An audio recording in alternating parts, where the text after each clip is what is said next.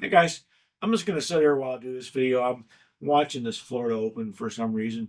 I got a comment in one of my recent videos asking about this person had switched to a skinnier shaft and was having a hard time adjusting and kind of wanted to know my thoughts on it. Now, I didn't get any more details than that, but I almost have to think that a swap to a skinnier shaft is going to change the squirt characteristics. For example, this is the 13 millimeter shaft. This is off of my Predator Sneaky Pete. This is 11.8 carbon fiber force. Squirt characteristics are different. And I know this is going to sound like a cop out, but get used to it, you know, or sell it and buy a shaft that you're used to. But I want to get into a little more detail on that. Most things are going to be something you just have to get used to if there's a difference. Now, if you're in some magical world where the absolute only difference is the thickness of the shaft, tip's the same, squirt's the same, weight's the same, everything's the same except the thickness of the shaft. Again, get used to it. That's horrible. That's horrible. A couple of things that can happen with a skinnier shaft, everything else being equal. It's like I don't have the world's snuggest bridge. Some people will, it seems like a death grip on the bridge. But mine is, you can see a little bit of daylight through there. It's a little bit sloppy. If I have a skinnier shaft like this one, then something like this that I'm more used to, you can't see any daylight. So it can take some getting used to if I was going to switch to this permanently to tighten my grip a little bit more. If the taper is different on the shafts, tightening the grip can also affect things.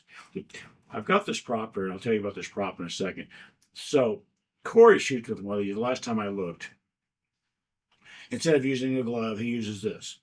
The last time I saw him playing with. If I just want to do this, it starts getting pretty snug maybe about 15 inches into the shaft. And I can force it, but that's when I can start to feel the difference. And if you're one of those people that has a longer bridge, and all of a sudden you're tightening up that bridge, you can start to notice a difference. Again, I mean, get used to it. Well, if I take this old Predator shaft, it's got a much longer taper. It's almost the entire shaft is the taper on this guy. Starts out thicker, but doesn't like balloon out. So I can go probably almost 2 feet back before it starts to feel rough. And that can make a difference. That could absolutely make a difference. But again, I'm not saying, oh, a skinny shaft is bad. You should always get a thicker shaft. There's no right or wrong. It's just a matter of getting used to it. And I don't know you. If I did, I would probably be watching to see if you use a closed bridge a lot. Maybe you need to work on tightening that bridge up a little bit. Maybe. I also don't know. Are you a relative new player, and you just I don't know, you just bought a skinnier shaft just for kicks? That's going to be a lot easier to get used to than if you've been playing for 85 years with something like this, and then all of a sudden you've got to play with something like this. But it's still just kind of a matter of getting used to it. A couple of things that I don't think make very much difference at all, but they do make a difference. If you're shooting a shot, I should have a cue ball as a prop, but I don't. And you're going to put right English on the ball. So you're basically looking at the left edge of the cue ball and kind of guessing which part of the tip is going to hit the cue ball. It's going to be inside that edge a little bit. Well, on a skinnier shaft, it's not going to be as far inside. This is assuming that the tip curvature is the same. Top bottom, the tip placement is just going to be set a little bit different. Not very much, but a little bit different. And going back to the taper again, There's a term I tried to find, and I wasn't able to find it. I call it taper deviation. This is almost certainly not right. I know the snooker players have a term for it, but I couldn't figure out what it was called. Is as you're shooting a shot and stroking, because of the taper, this particular shaft gets wider. I guess they all get wider unless you've been sanding the hell out of them right here, then they're hourglass shaped, which I do not recommend. But as they get to the thicker part of the shaft, the entire shaft is going up a little bit because it's thicker. If that makes any sense whatsoever. If that taper is different, it is between these two shafts here, this is going to be more consistent until I get back to about right here than this, where I've only got about 15 inches before it starts changing. This is not very much of a difference at all. Not very much of a difference at all. The part where I've always felt it can come into play is if that taper deviation is not straight up and down. If you're using a closed bridge, I want gravity to be pulling that shaft straight down. I want the center of gravity of this shaft going straight into the V of the bridge. If it's not, and then now this deviation happens, it's not going straight up anymore. It's going like in this direction in this case. If for some reason I was really weird, I had a bridge like this, that taper deviation is pushing the shaft this way. And again, you can get used to just about anything. And I think most people can. You buy a pool cue shaft for a pool cue, it's going to be within reason. And that's what I've always said. You can get used to just about anything within reason. But it does take time. A lot of that's going to depend on how long had you been playing with the old equipment. Is there any other difference besides just the diameter of the shaft? I'm willing to bet that something changed besides just diameter. The weight of the shaft may have changed. There's less material because it's skinnier, which could change the weight of the cue and the balance point of the cue. Your sword characteristics may have changed. If it's got a different kind of a tip, the tip has changed because it's a different tip. Every one of those can be overcome.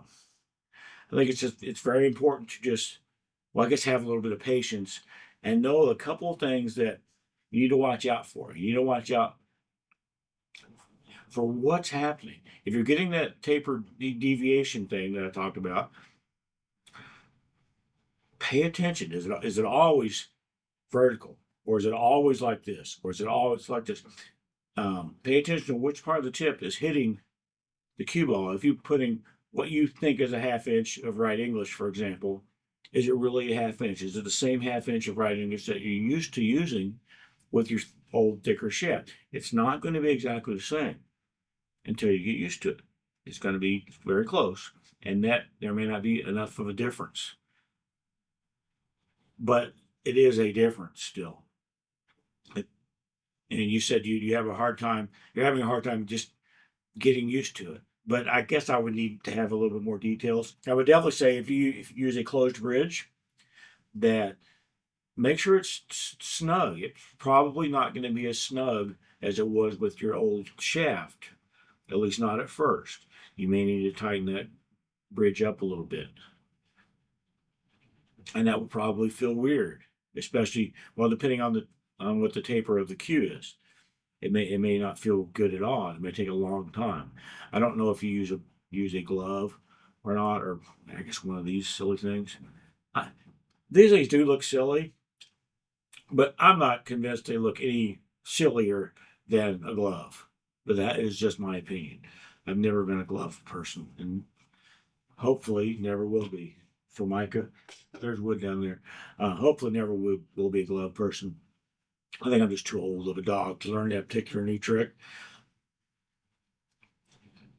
If the only thing you're having a problem with is you change shafts to a skinnier shaft, you have to get used to it and maybe tweak your bridge a little bit.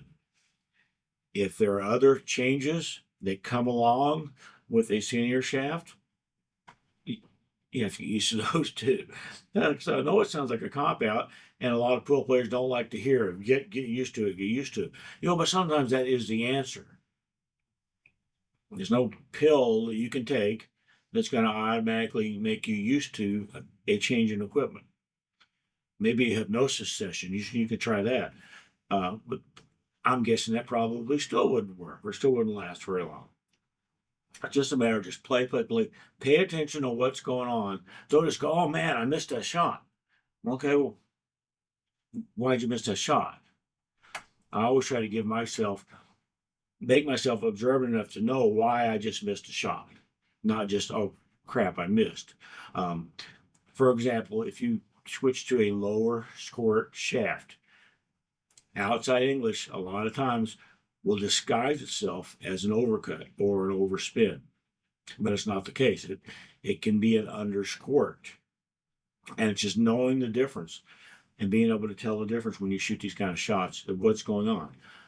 I have a feeling that your new shaft has more things that have changed than just that it's skinnier. I don't know this for a fact, but that's the feeling I had.